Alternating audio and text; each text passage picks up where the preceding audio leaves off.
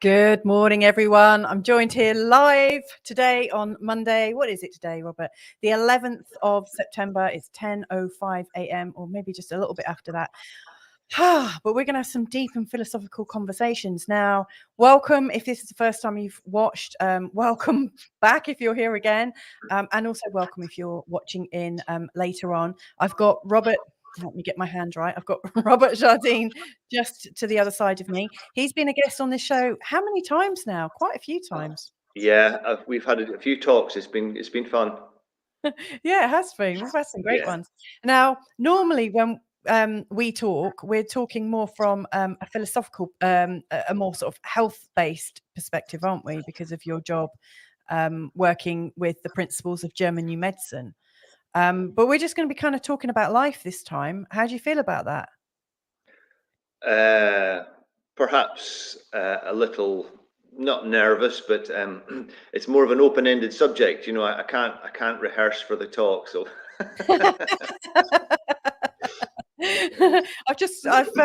we're going to be joined by Rosanna, but she's got a few connection issues. Just join us when you're ready, Rosanna. It sometimes can be a bit tricky, but there is a space for you to join us when you're ready. Okay, so no worries there. Let's just bring on some people who are watching from far, far away. First of all, we've got Gillian Alexander joining us from sunny Scotland. Is it sunny there then? The sun hasn't come out here yet. We've got Owen Lloyd Martin joining us from North Portugal. Have a fruitful week, everyone. To you too, mate. We've got Squire of the Shires. Good day to all you wonderful people. And I think that's Carl in the front garden doing a shameless plug for his show, the Good Morning Portugal daily show. So yeah, it's a bit unusual, isn't it, that we're just talking about kind of life and all that jazz. And you're right, we can't really rehearse for it. It's an open conversation. Yeah, totally. So, and perhaps good things will come from that. You know, maybe it opens up more possibilities for the unconscious mind to chip in a bit more. Yeah, I hope so. I think it does. Like we've had people in tears like last week. We're all like sat sobbing on Thursday. All right. And then in fits of giggles on Friday. So yeah, I think it's pretty good. So today we were talking about, can you think of something that everyone could agree on despite the chaotic world we live in? What was your first thought when I sent through that question? Well, it took me the more I came up with things and then thought them through, the more I realized, well, you know, it's not true. You know, there's two sides to every story, as they say, you know, so you've obviously got two sides, but I did come up with something eventually. And can I tell you what I thought so far? Can I tell you now? Do you know what? I'd like to know what your discounted ideas were. You know, like what ideas did you think and then think, nah. Oh, I can't remember them now. Well, that no, I can't. Honestly, you've caught me on the hop there. I just deliberated. I deliberated for some time. You know, thinking, well, what about health? What about money? What about you know? This because in my life, I think everyone lives their own life, don't they? We're all living separate lives together, sort of thing, right? And so the stuff that's sort of bubbling around my head, the issues, if you like, because I'm a type of person that sort of chews over things maybe too much for my own good, right? My wife keeps telling me, you know, come out of your head and get in the, you know, get here. Yeah. So the issues that's going around my head might not be others, right? So I'm sort of health focused, but not only health focused. I'm very much getting into common law and just legal and lawful and things, because what's going on, and as you said in your question, in this chaotic world at the moment, because it does seem to be very chaotic. Yeah, doesn't it? The things that's going on put a sort of feeling of worry, not optimism in me. They put a feeling of worry, as if I've got to prepare for something. So perhaps, actually, you know, in saying that, perhaps that again is something that everyone can agree on, that we all have to prepare for something. Yeah. No matter what side of the fence you're on with respect to any of the current issues, we're all preparing for it in some way or other. Yeah. Yeah. So I kind of thought, you know, what I actually did eventually decide to tell you today, and I'm going to tell you now whether you want it or not. Is that apart from a very, well, I believe, at least, apart from a very small number of people, the rest of us, the other 99.999%, want the best for our future. Right? They want the best for humanity, for our safety, for our future, for our grandkids. You know, we want to at least maintain in some form of goodness, whether it's safety or whether it's freedom or whatever. It seemed to, you know, that seemed to encompass everything that I could think of anyway. Is that we want, you know, there's a need or a want in us to protect mankind. Yeah. So that's where I got to with it. And like I said, that applies to everyone apart from just a few people. It's a funny one, isn't it? Because like I was thinking, what can we all agree on? And you know, I haven't really considered any of these questions before I go live with the shows, because I think it's much more fun to just like be spontaneous in the moment. And actually, I'm not entirely sure. Like initially, I thought there's lots of people who probably all believe in a common narrative and a common theme. Like if you watch TV or watch the news and watch all the headlines on Google or, you know, your favorite search provider, you'll probably there's this common agreement that appears to be in place about things like climate and health and this, that, and the other. But I'm not entirely sure that that's what people believe in, and I don't necessarily believe in it. And there's all these things that we learn at school, for instance, you know, about how the earth is and how health works, and you know, is it environmental or you know, like, you know, what is the basic idea of health? You know, like, are we actually susceptible to things, or is it actually the environment we're in? You know, there's so many really big questions that we've taken as read. I'm really hoping to get to some kind of core value, and I really like the idea that I think everyone that is a human being feels joyful. But then I've seen comments from people on YouTube that are clearly like trolling and really not very caring or worried about people's future. So I think my true statement might be something like, when we're born, there is this intrinsic belief in goodness, because like every child, every little baby that you see, they seem to be fascinated at some level. And I think until humans get affected by maybe peed off grown-ups, that there is this trust. I think humans are born trusting until they're not. I don't know. Well, I'd love to hear what other people think. I would agree with that, I think, too. I mean, we're born, but that's just after 9 months, right? You know, we've been on the go for 9 months prior to that, and we've been living in close codependency or dependency on mum. So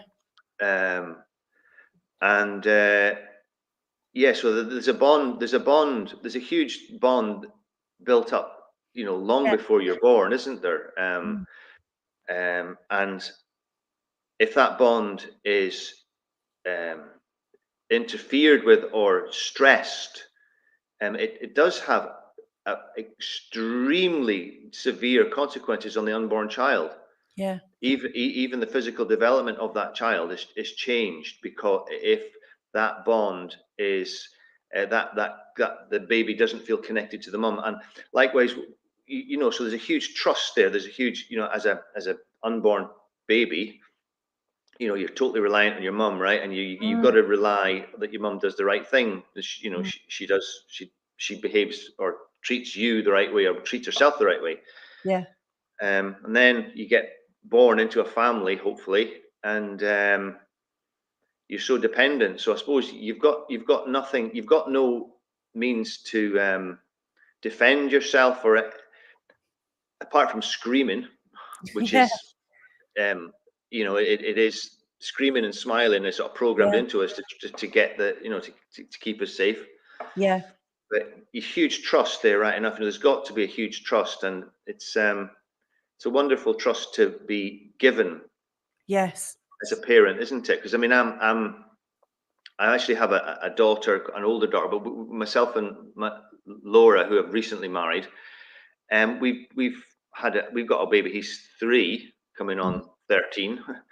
Yeah, it's funny how we call our babies, they're still our babies, aren't they? When they're 3 and 4 and 5. But he is actually 3, but he's acting like a 13-year-old with attitude already. So, Very but good. yeah, but it's such a honor, or and a wonderful gift to have been given that that child, and to look after, and to try and do good for. So I think we're all born. I'd agree with that too. If you've got a clean slate when you're born, then I think you're intrinsically good, and until we learn not to be. Until life gets in the way, doesn't it? Yeah, and then all of a sudden the survival needs to kick in. Now we've got Rosanna in the back room, so I'm going to bring her on, and I just want to, before I get chatting with Rosanna and bring her into the conversation, I just want to also hello. I want to say hello to some more people that are joining us in the chat room. So we've got Sarah's Energetics with a very sort of happy good morning. Hey Sarah, how are you doing? Sarah comes up with some very good questions, so I'm looking forward to seeing if she's got a fantastic question for us, or a notion. We've got Dee Brody. She was on Friday. She's saying good morning both. Hey, I've managed to be here and post something too. Well done, Dee. And thank you for joining us. We've got Carl watching. He's saying maybe we can agree that maybe in the human mind there is only disagreement. In the heart, agreement is compassion. Yeah, but not based on concepts, more on connection. So he's introduced the idea that maybe the thing that we can agree on is something heartfelt rather than coming from the mind. And then he's commenting on 3-nagers. We've got a 4-nager at the moment, Rob. And Carl's also saying morning to you as well, Rosanna. So Rosanna, morning, Carl. How are you? Thanks for joining us. And what's your first thought of this big question? Because we're kind of not entirely sure how to answer this question, really. And one of our thoughts was that humans are intrinsically good until they learn not to be, because of survival. Okay. That's true. First of all, could you just repeat the question, because I wasn't able to watch the beginning of the podcast. No, connectivity issues. No worries. Can you think of something that everyone could agree on despite the chaotic world we live in? I mean, it's a massive question, isn't it? Wow. What a way to start me off. Something that everybody could agree on. We're all thinking, feeling human beings. Well, maybe not all of us. Exactly. Depending on how far down the conspiracy theorist road you go. Right? So, but we're not going there. We're not going to be that contentious today. I think and feel, therefore I am. Right?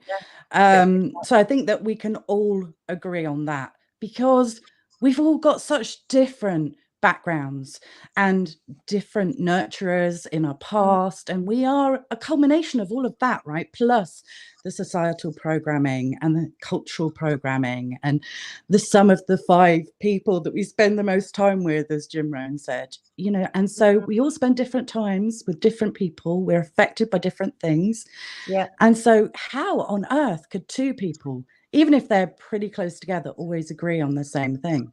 Yeah, Carl and I definitely don't. And I'm sure you and That's Laura why don't. I'm twice divorced. Don't ask me about relationships. I haven't got a clue. Yeah, we're not doing that question today. But I think we've all experienced ups and downs, right, Rob? Yeah, we have, and you just got to ride the waves, don't you, and do the best you can, and keep learning. I suppose you've got to keep evolving. I think that's the thing. Yeah. If you get stuck, you're going to sink.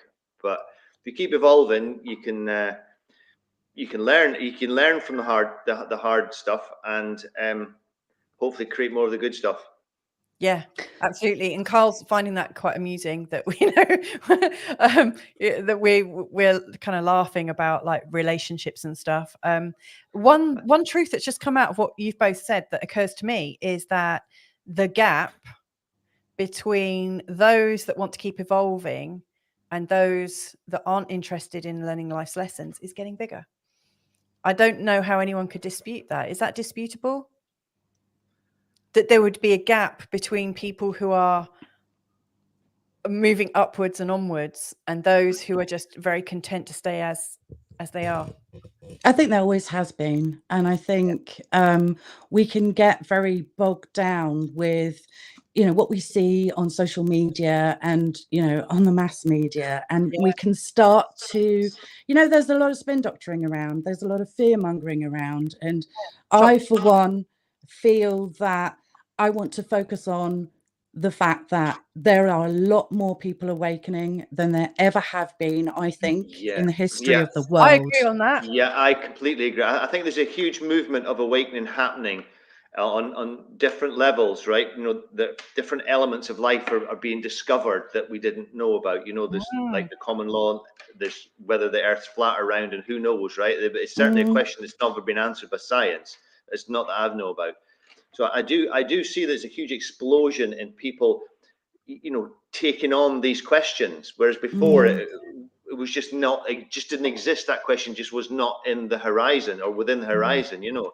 So I think for a lot of people, once you start on one like of the current chaos that's been created on this planet, whether it's deliberately or otherwise, we don't, you know, we have an opinion about, but if you're on one side of that, right, which is the side that suspects there is some kind of nasty stuff going on, it suddenly opens up a huge horizon of other things because everyone's wanting to put in. I mean, I never even thought ever whether the Earth was flat or round, for example, until a couple of years ago.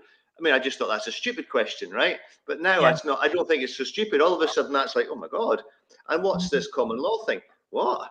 Yeah, what do you mean? It's like all of a sudden, it's massive subjects have opened up. So I think it's a great awakening, if you like, for at least one half of the equation, and the other half perhaps are, I don't know, feeling left out, or the only way they can justify that is to sort of belittle the other half. Do you know what I mean? Does seem like that, doesn't it? It's fascinating that you're talking about common law and things, because that also affects linguistics, the language that we ought to use. There's so many different things that this branches off into. Gillian's got a suggestion. She's saying the solution is padding around the garden barefoot, picking green beans for breakfast. Yum. I love that. Jago Atkinson on last week was saying, morning guys, interesting discussion. And Gillian's also saying, what if everything, whether our mind thinks we like it or not, is there to support our growth? That's a good question. Rosanna, you look like you want to burst forth with an answer.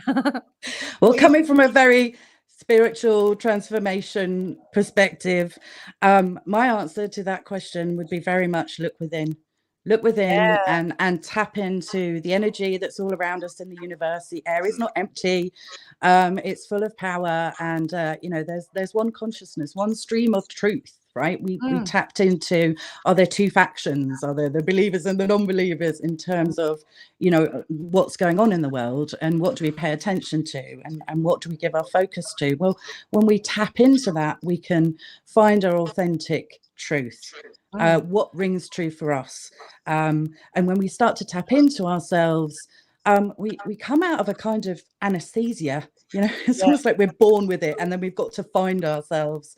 And so we come out of this state of anesthesia, connect with our intuition.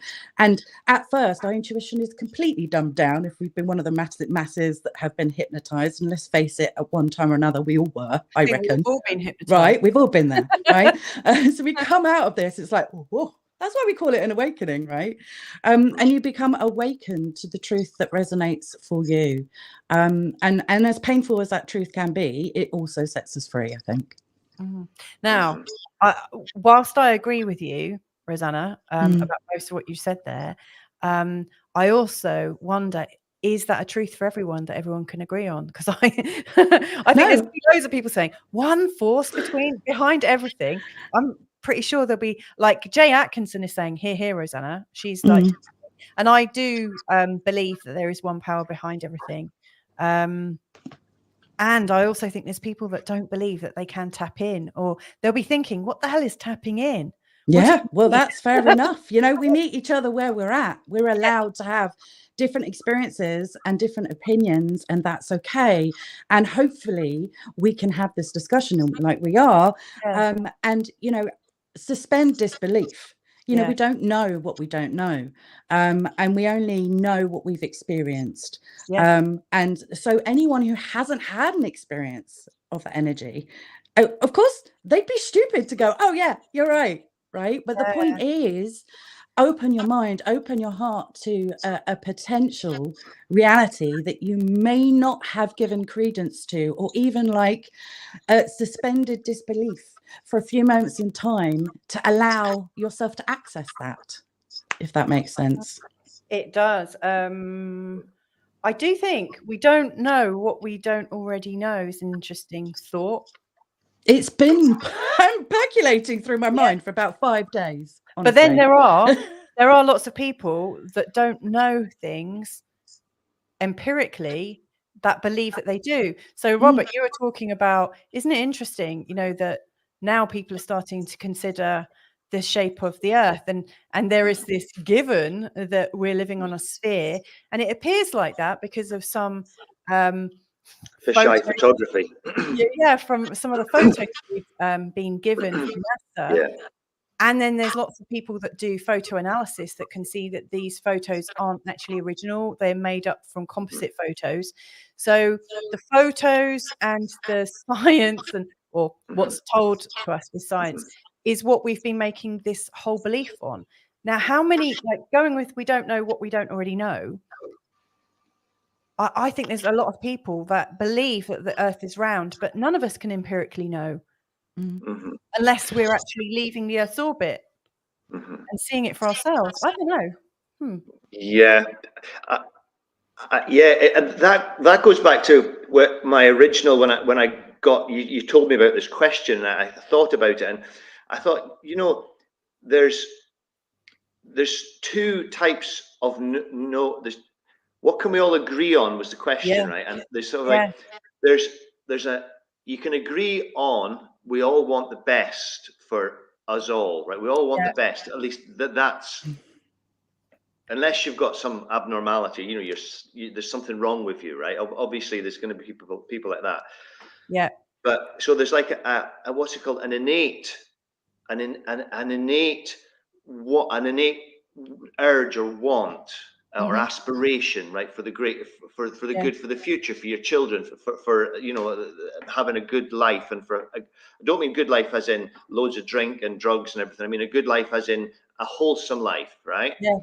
And the other types of things that we believe, there's that have been formed by what we've been learned or taught or distorted into knowing.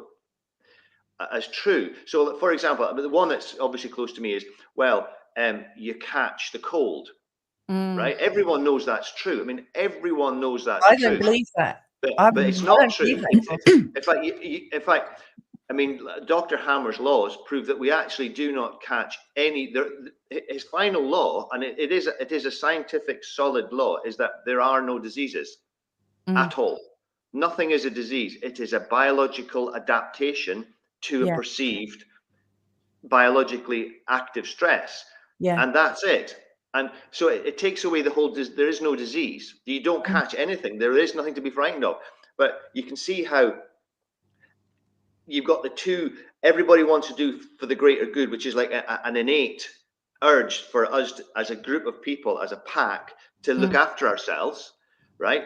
And half of them are saying, put your mask on because you don't want to catch it, because you don't want to spread the disease. The other half are saying there is no disease. So you can see that once you sort of divide down one layer from the innate truth of we all want to do what's best for each other, you get into belief systems, which then are you can fashion them. And they are being fashioned all the time. I mean, that's what media, that's all it does, is basically fashion your belief system, as far as I can see. Yeah, I would agree with that. Yeah, and it's you've got to, I've always found that you've got to find something that you know is actually true to then tie yourself to start judging other things. Yeah.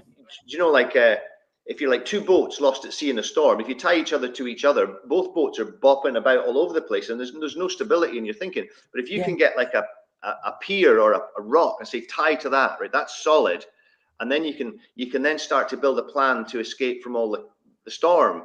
Yes. And my word.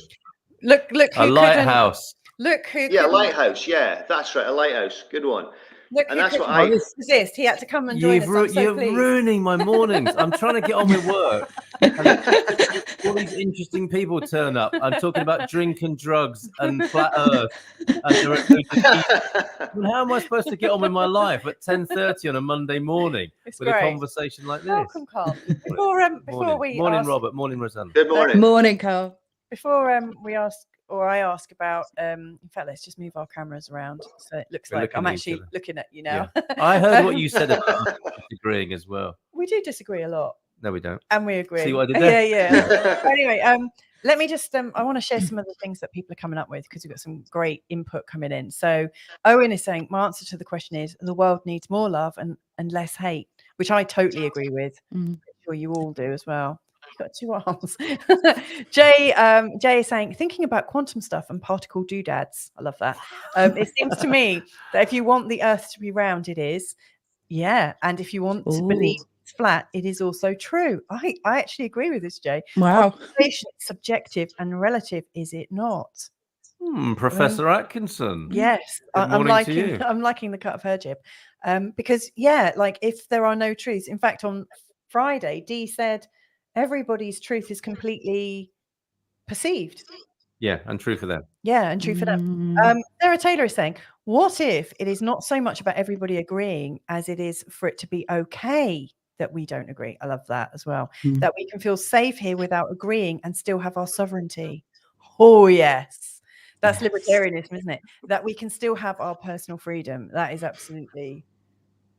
I love that. I absolutely love that. And that is our current societal wiggly hair, is it not? Yeah. Is that we imagine that there are people who are trying to stop us doing that. Yeah. It would appear that way. It would appear that way. That's your subjective and relative view. It really is, yeah. But you came presumably to add something. Sorry. Well, yeah. Well, thank you. It is absolutely fascinating, and this idea of what one thing can we agree on? That as I said in the comments earlier, the trouble is in this heart-mind dichotomy, which if you focus on it too much, you then create a new polarity. But just for the purposes of the conversation, I think it's very difficult to find agreement in the mind. Because it's not the mind's job really in a way to find, it's a mind's job to find contrast, isn't it, and judgment. So that is asking for trouble straight away, and more so in the heart, it would seem from our conversation on Friday. When we're in the heart, it feels like agreement. It's not about concepts anymore, it's about connection. So compassion is a form of agreement, I think, but it's a subtle energetic agreement rather than trying to look for agreement in the mind, which is what I thought the original question was alluding to. Well, the question does allude to that, but it doesn't have to be like that. I actually prefer the heart-based one, like. And what Sarah says, though, is great. I mean, we don't have to. This is the lesson, perhaps, of the times, is that we are learning how to that everyone doesn't have to be formed and conditioned into some homogenous mass. It seemed that was the direction of travel, didn't it, for humanity? It's like everything's going to be fine as if we can all just agree on something like the United Nations or, all these different ideas, EU, all these projects seem to be trying to create a singularity. It's a good idea, but it always seems to be in the wrong place and cause no end of bloody strife. I don't agree. It's a good idea. I don't. I think unique. I actually think back to my screen seems to be going a bit weird. Don't know That's what's okay. happening. Don't worry. It just looks like you've got some. It's when you started flair. talking about flat Earth, Robert. This always. Yeah. Anyway, right. I'll do my best. I like the difference in people and societies and countries. I don't like the. But this computer seems to be going funny, so I don't. Can you see me? Is my screen flashing? We can see you. You're all good. Yeah, Okay. you are flashing. It just looks like you've got a groovy filter going on there or something. Right. Well, keep talking. let it continue then. Yeah. Don't need that. I think it's precious that we are different and we have different communities and societies, and that. I think as the human species, we're actually designed to live in groups and not in mass societies. And I used to, I like to, all the inconvenience of having to change currency if you go into France or if you go into Spain and all the stuff that slowed life down, because life doesn't have to be efficient, I don't think. Yeah. I think life needs to have character and color and difference and everything's been homogenized, with all these global organizations. Homogenization only serves the purposes of the people who benefit from it financially, most likely, right? So I think the quality of life comes from the unique aspects of different parts of our life experience, and we shouldn't all support the same football team or listen to the same music or eat the same foods or anything, and I think the more we all go on holiday to try and get something different, don't we? Do you know what I mean? We all search for that. We all search for that unique the uniqueness of different parts of life from the rest of life, and I don't. So I take a little bit of, I sort of what you were saying, Carl, about the global organizations are all set up for the greater good, but they've been hijacked. But I don't think they were. I just like small town. I like small villages. No, don't get me wrong. I don't think that's what you're saying, was it? What I think is what was the attraction? It's like there was a, like the Jetson age. We're all supposed to be in like flying cars now. There seemed to be a thing. There seemed to be a thing post-war of like all human problems would be sorted out if we could just get on the same page. Now, I agree with you completely, by the way. I loved it when you could get 10 francs for £1 and just have all that stress before going on holiday. And then all of that is part of life's rich tapestry, isn't it? And the EU is something that really freaks me out in the sense of, it being a unifying idea. What I think is appealing to the human mind is this idea of singularity. But what we're finding in our age is that it doesn't work because it only appeals to the mind, and us human beings aren't really like that. So there are a lot of ideologies around at the moment that sort of trade on unification and diversity, and they seem to have completely ruined those two ideas of unity and diversity, because the reality of them is quite stressful, harmful, polarizing, and damaging to human beings. But it's really attractive in the first instance to the part of the mind that wants the quick fix, that falls for that concept and idea of like, let's all be one and get along together, which we all want in our hearts. But then when we do it through the mind, we end up with totalitarian ideological approaches to that. Here you are. Here's your society of having nothing and being happy about it. because it seems like a good idea. And if you look at like a WEF manifesto, it's exactly that, isn't it? It's like it's what we all love from our hearts, expressed through the worst excesses of the mind. So completely on the same page with you, Rob. Yeah, and in fact, Gillian's got something to add on to this. I love this comment. A traumatized population will seek the known and familiar. And so I think at some level, haven't we all been a bit traumatized along the way, so that we seek something that seems known and familiar? I also think that we're being traumatized quite deliberately, right? I mean, that's blatantly obvious when you actually start looking into the facts of what's going on. Yep. And so you've got that inherent thing, which I started off with, we all want the greater good, we all want to do what's good. But if you hijack that, if you then come down into, if you can create reality through control of every media outlet, basically through control of everything that comes into our brains these days, from education right through, if you can control that, you can then create unreal, but they seem real, which we believe consciously. The mind believes, oh, there's global warming, or some other catastrophe, right?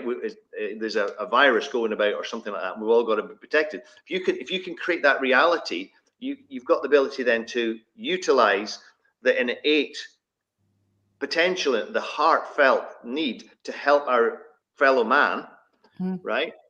To do what's right for us all. You could capitalize on that. You can say, right, so they then tell us, well, we're being told how to do that, and that mechanism is very much in play right now. Whether you realize it or not, it's being played out.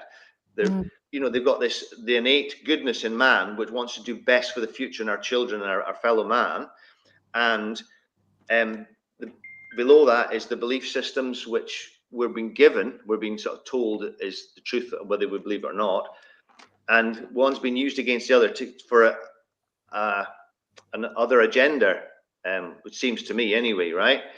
So it's a tricky one that mankind's in, isn't it? Because it's so frustrating. How do you get everybody to think like me or you, but then perhaps we're wrong? It's like it's unsolvable. It's like, come on, how can we? It's unsolvable. Get this sorted out.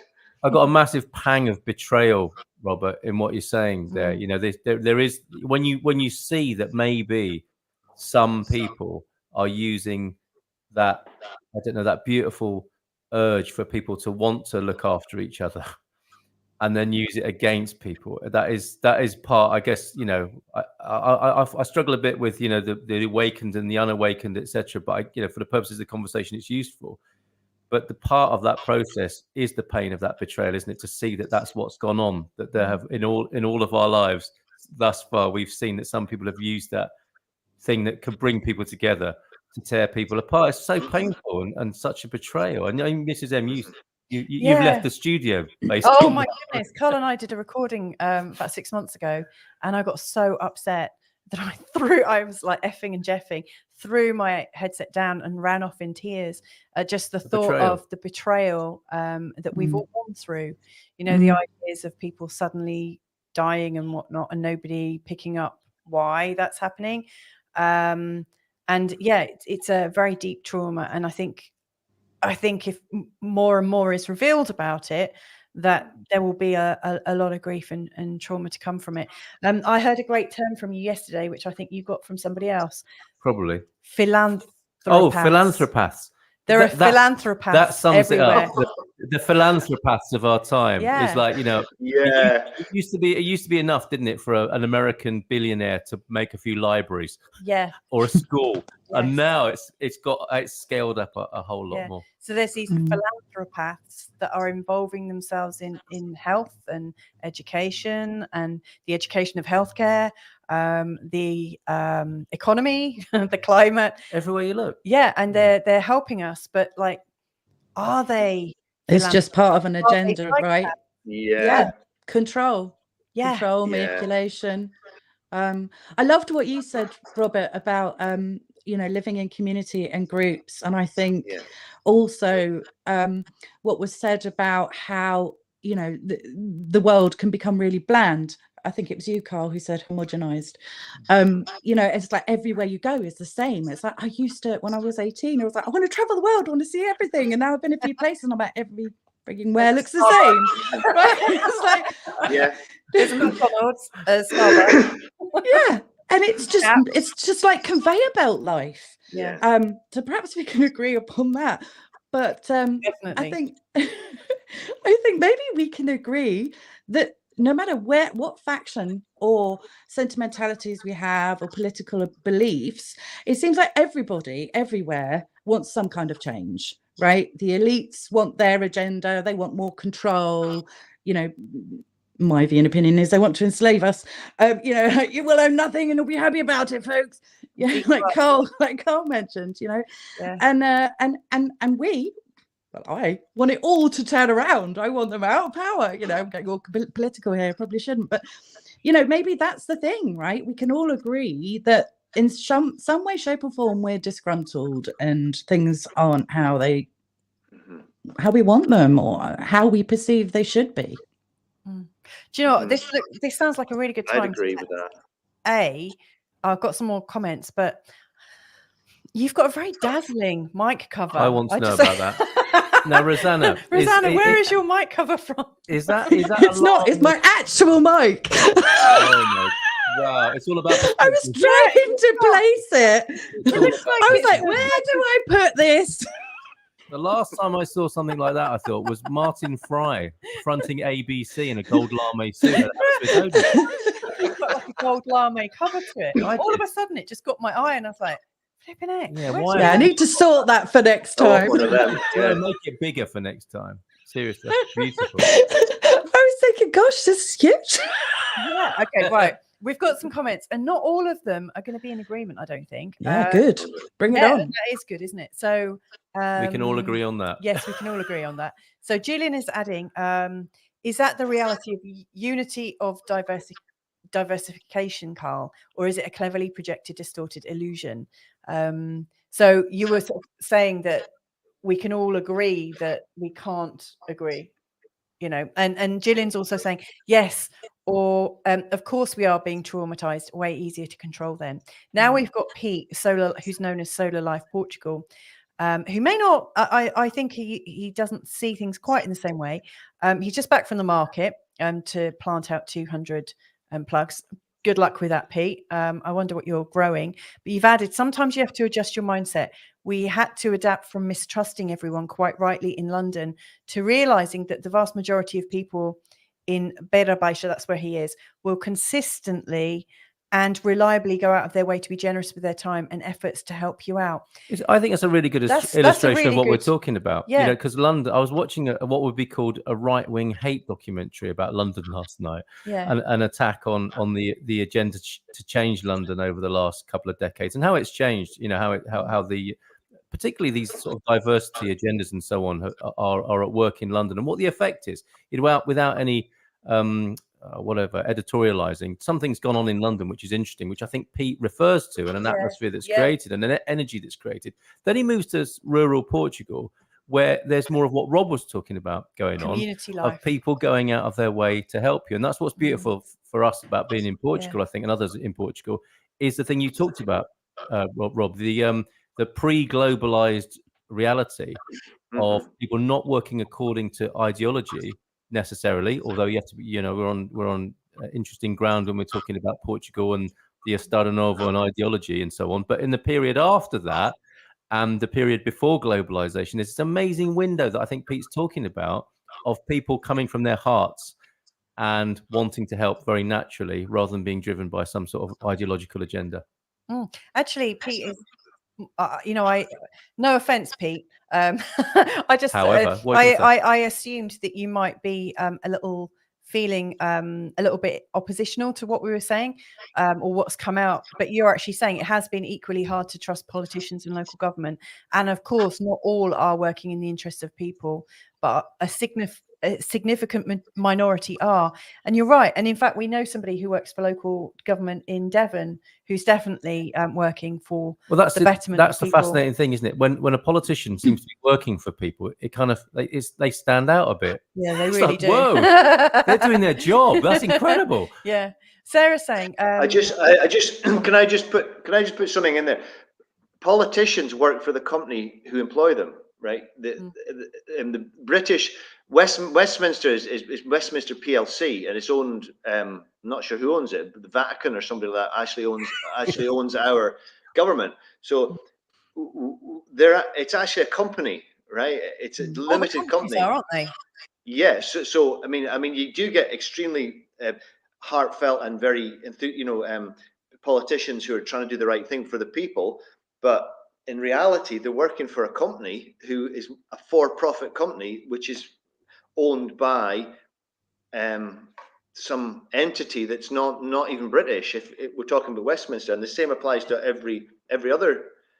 almost every other government in the planet.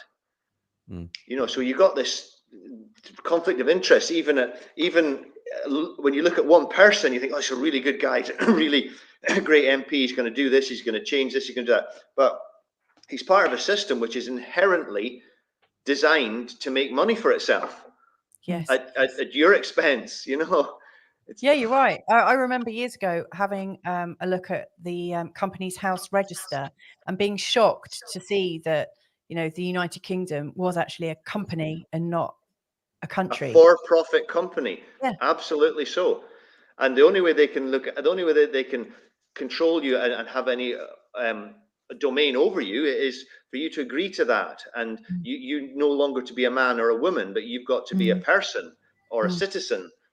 And it's just it's like veils. It's like I'm not really into films or plays or anything, but there's some. It's like a play where there's different mirrors and nothing's real. Yeah. This world that we think is pretty real. The more you look into it, the less real it becomes. The more mind-boggling, fantastic it actually becomes when you start. Since this truther movement started up, 3 years ago, it's like, wow. I don't know where I'm going with that, but that's what I just felt I had to come out there, To paraphrase George Carlin, it's a club and you're not in it. Yeah. It's like, your country is a company and you're not a shareholder, basically. No, you're just one of the minions that are, you're a citizen. That's what you are. You're an Amazon worker in the corporation that is your country. Exactly so. Before we go any further, we're getting loads of comments coming in. So Sarah's saying, when we exclude ourselves from what is humane and kind, is it still humane and kind? Decisions made from fear are rarely holistic. I really like that. I'll start that so I can come back to that a little bit later. We've got some more from Pete, but I can see Michael Brody's adding some in, and he was one of our guests on Friday. I'm concerned at us externalizing our own dark side. People don't take power over us. We give it away because we don't want to take the responsibility for ourselves and our relationships. That's an interesting one, actually, Mike. I struggle with that at some level because I think we're born not knowing that we take responsibility for ourselves. And right from word go, we're taught by society and our parents and schools that we don't have responsibility. Yeah, I agree. To doctors and policemen and teachers. And it took me years to realize it was my responsibility what happened in my life. We're stuck. We're stuck not knowing. We're stuck in ignorance. Yeah.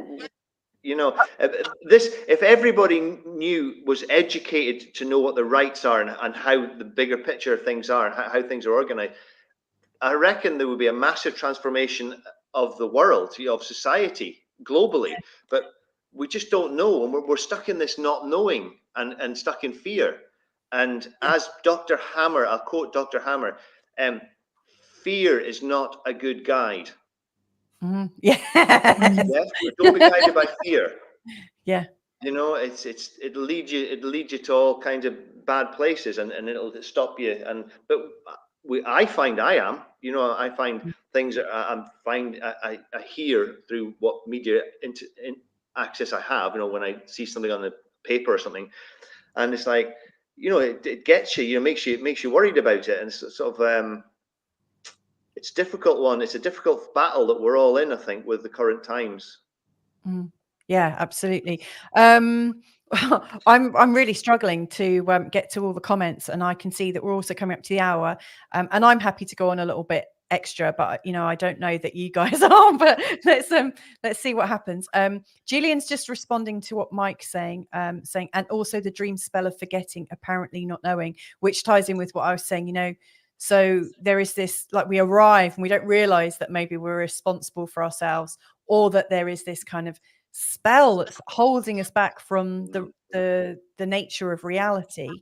Jay saying, Robert, I feel like that every day, as if I'm in a gigantic play with multiple sets and nothing feels real anymore, and hasn't done for a really long time.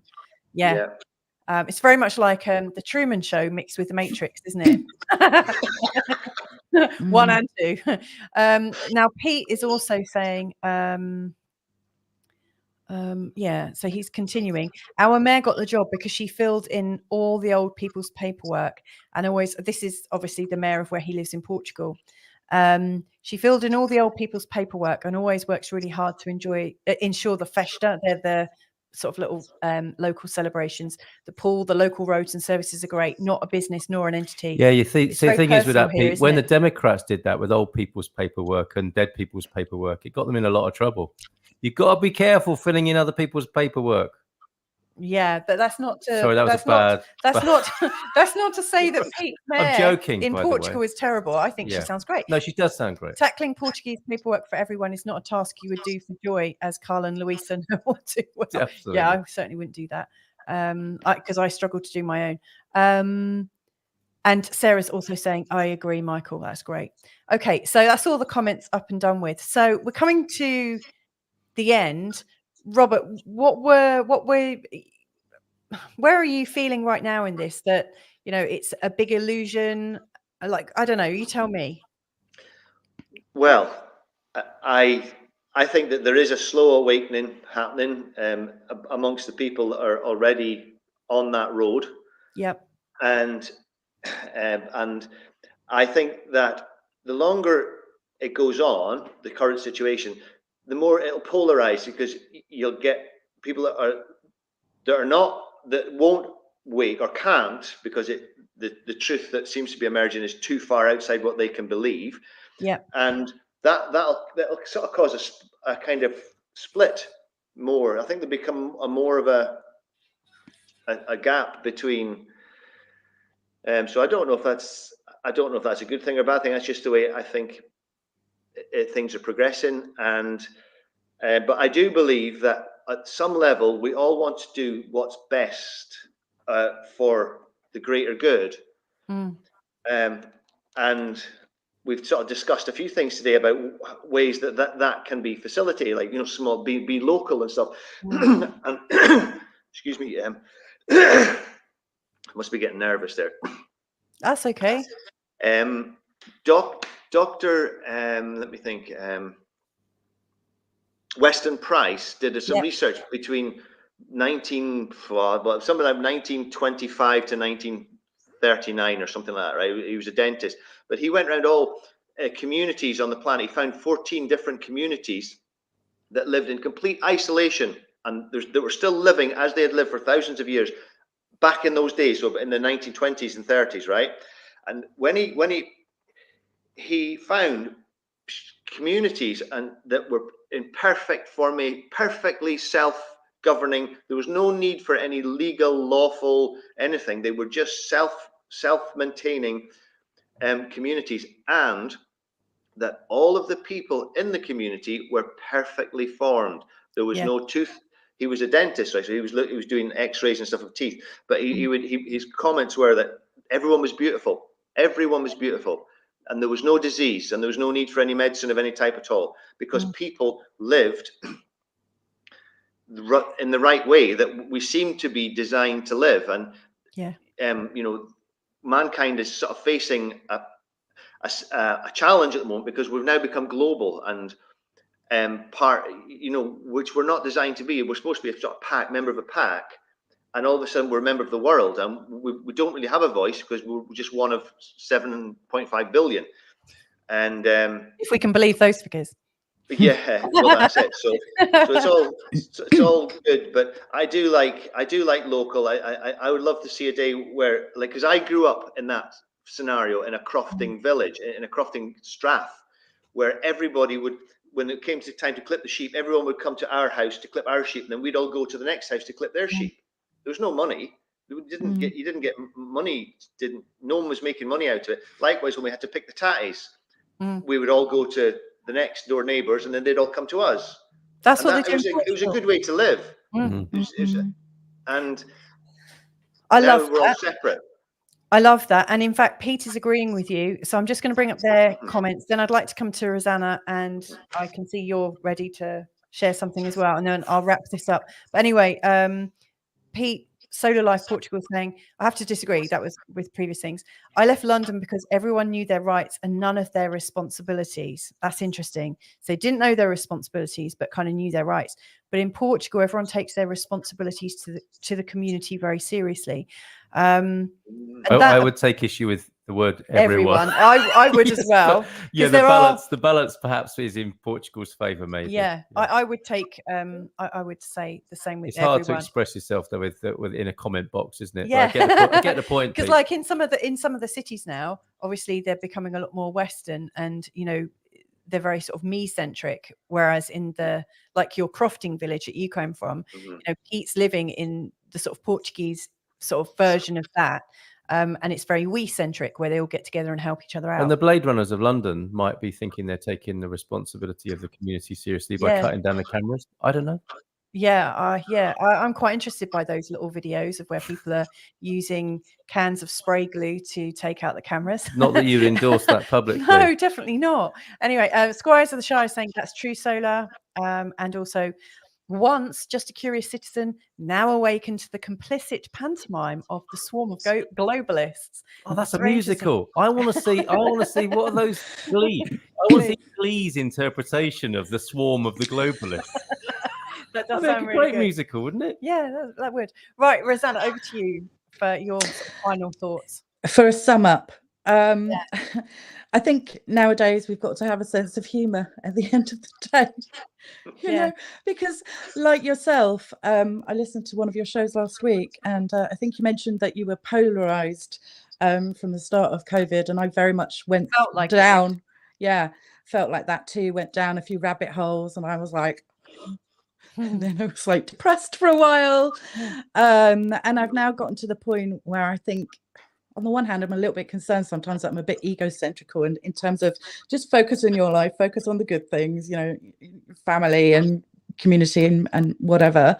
And is that, I don't know, that kind of brings up another question for me. Is that a dangerous thing? Because I also want to be living in community eventually, and getting to a point where I'm ploughing my own land, because I'm conscious that the globalists have put poison in our food and in our water, and so and also taking a lot of arable land. And there's no more minerals in the soil, and there's no more seeds in the fruit. So it's like it can go on and on. So I think there's maybe one truth that we can all agree on, going back to the subject, is that we can do our bit to make our little part of the world and our responsibility with regards to that, or the potential to take on that responsibility, and make that part of the world better. And then if everybody did that, then that could have a big impact. Amen to that, sister. Yeah, I'd agree with that. And I really like that question for a future show. I've sort of paraphrased it. Is it selfish to be selfish, or is it egotistical?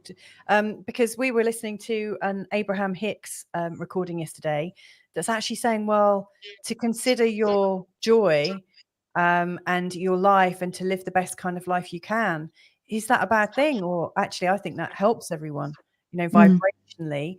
It's absolutely taking responsibility for your enjoyment in life. And we've got some agreements coming in actually as well. And also, Square of the Shires, don't let you or your children be brainwashed staring at a black square. Love life, liberty and family. Yeah, and if we are all staring at a square like all the people watching today. Let's hope we can all talk about it. Yeah. Yeah. Jay saying, really love listening to you all today. Thank you so much. My heart feels so much lighter. There you go. Good. I loved what you said about is it selfish for us to kind of, and what my mind was summarizing was shining your light, essentially, because when we're in a higher vibration, we're shining our light. And when we consider the traumatized people, and we've all been there, I'm sure, to some way, shape or form, or some level, there's that old saying, hurting people hurt people. So if we can be people out in the world loving ourselves, so we're more empowered to love other people, so that we no longer trigger others or respond better to being triggered, then that will have a ripple effect and hopefully raise the vibration of everybody. Well said. Yeah, fingers crossed for that. That's the whole purpose of this. It is very hopeful, I know. One lives in hope. Yeah, but I mean, you and I, just a little side note here, given my love of astrology, both Rosanna and I have. You kept that quiet. Yeah, I did, didn't I? But both Rosanna and I have the same birthday. Ah, very so we're nice. both like Pollyanna, Sagittarian. Okay. I knew it. And Rosanna, you better watch out, because Carl has a program for people like us. His ex-wife was born the day before. How to deal with the fluffies. You could be wife number 3 if you're not careful. You're so welcome in the new cult that I am developing, Rosanna. Wives who've got their birthdays at the end of the year. Oh, well, I tell you something, I love brains, so you might well be in. Oh my word. Welcome back to the Swinger Show. Anyway, so Pete, that society still exists but is dying out, quite literally, with an aging population. But young people here work hard for the community for free. So Pete's keeping it going. He is. He's keeping it real. Sarah's just saying, what if we can be both concerned about ourselves and the community? Why does it have to be one or the other? It doesn't, actually, because your joy can come from serving the community, and we can assist the community if we're not looking after ourselves. Yes, both, right? And can we assist the community if we are not looking after ourselves? I don't think we can. Well, that's going against our programming, isn't it? Yeah. That it's constantly, is it this or this? I mean, that is a great, it can be both. Such a powerful force in our world at the moment. Is it's constantly asking us to decide, is it this way or that way? Yeah. It all started with that road less travel bloke, probably, didn't it? But it's like, is it this or this? And I think hopefully we're developing a mind that can hold at least two thoughts in the same view and consider them. Rather, okay, no, it's like this. That's the digital world, isn't it? Is it a 1 or a 0? Okay, so 1. Is it a 1 or a 0? It's a 1. It's a 1 or a 0? It's a 0. And that is the world we live in. Dominantly, it would seem, is just those binary, polar decision-making processes all the time, which we've stood against this morning. Yeah, I think all of us have, haven't we? We were like, Sarah, you often find that by helping the community, you're also helping your soul well-being and happiness. Pete, you're so right on. He is. Thank you, Pete. And Sarah's saying, yes, I agree with you. Both are important. That's fantastic. Can I ask something? Because or encourage something. Like your videos with Robert are amazing. Because Rob's talked about Dr. Hammer. Yeah. And some of the ideas about disease and healing and so on. I would recommend people look at those, watch those. Are they on this channel? They are. They are on this channel. I will link to them in the comments. They are superb. And really Rob's good. got the most amazing mind and sort of a sense of conviction and compassion going together that emanates from the conversations I've heard with you and Louisa, Robert. But Rosanna, this is the first time we've met. And how do we find out more about you and what your vibe and so on? The lady has a link, I believe. Yeah, is that right? In the show notes. Yeah. Okay. Rosanna, what's your please thing? What's share your thing? a little bit about, because you haven't been on this channel before, and all my other guests this week have, apart from Sarah tomorrow. Go on. So you wanted me to share a bit about what I do? Your elevator pitch. Okay.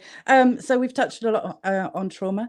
A little bit on this. So I am somebody who helps support people deal with that, process it, come out the other side, not from a psychiatric therapeutic point of view, but from a holistic point of view.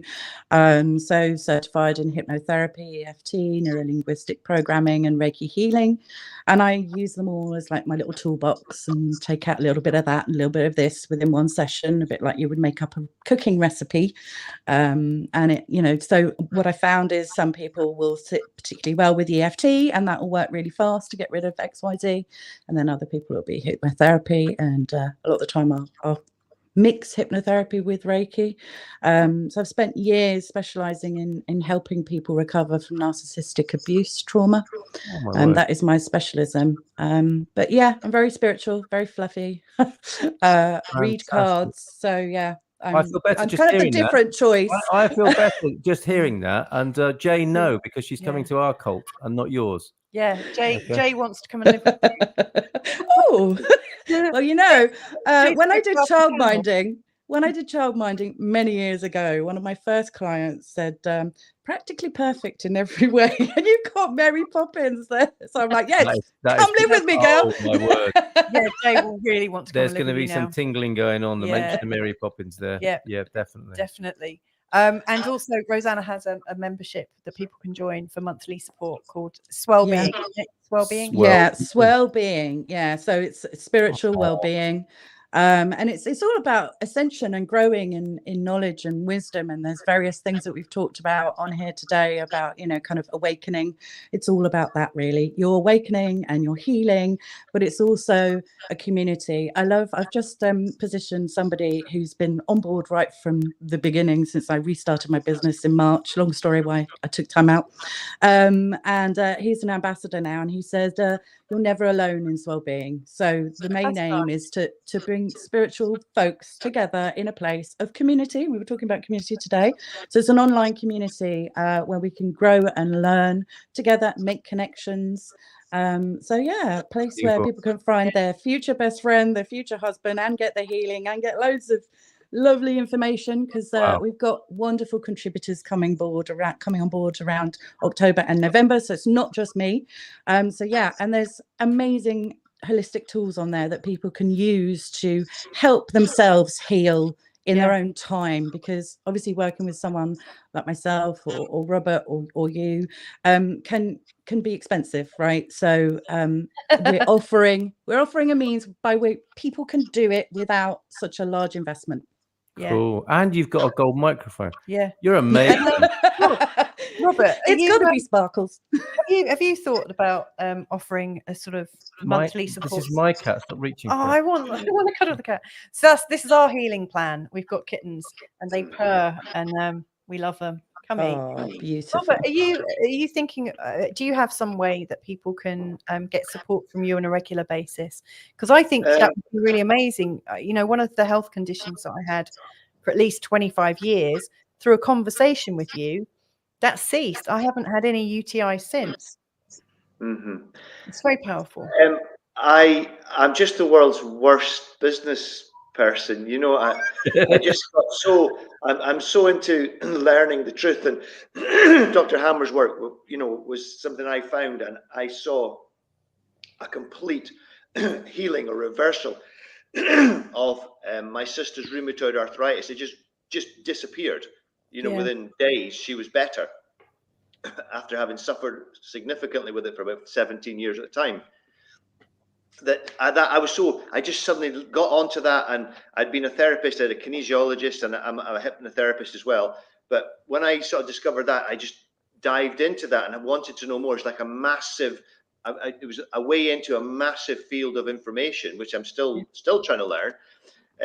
But I'm so not good at setting up chat groups and stuff like that. I need an organizer. Come on board, come to Swellbeing and be a contributor.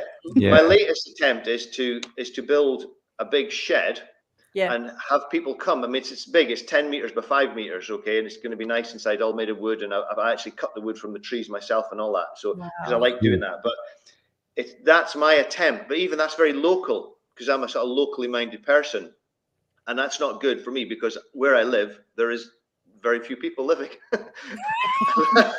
I live in the Highlands of Scotland where no one else lives. You know, it's like, okay. Oh, it lends itself to a brilliant, like a comedy sketch, Robert. With and so who's this? Oh, he's the farmer.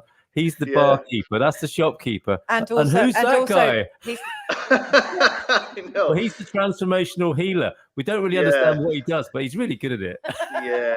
So I just need somebody else to make what abilities and good things I can offer life and make life better for the greater good.